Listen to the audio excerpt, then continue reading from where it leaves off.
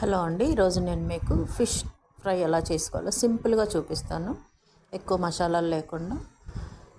నేను 6 fish pieces తీసుకున్నాను. వాటికి సరిపడా ఉప్పు, పసుపు, కారం, అలాగే ఫిష్ మసాలా అని దొరుకుతుంది మనకి.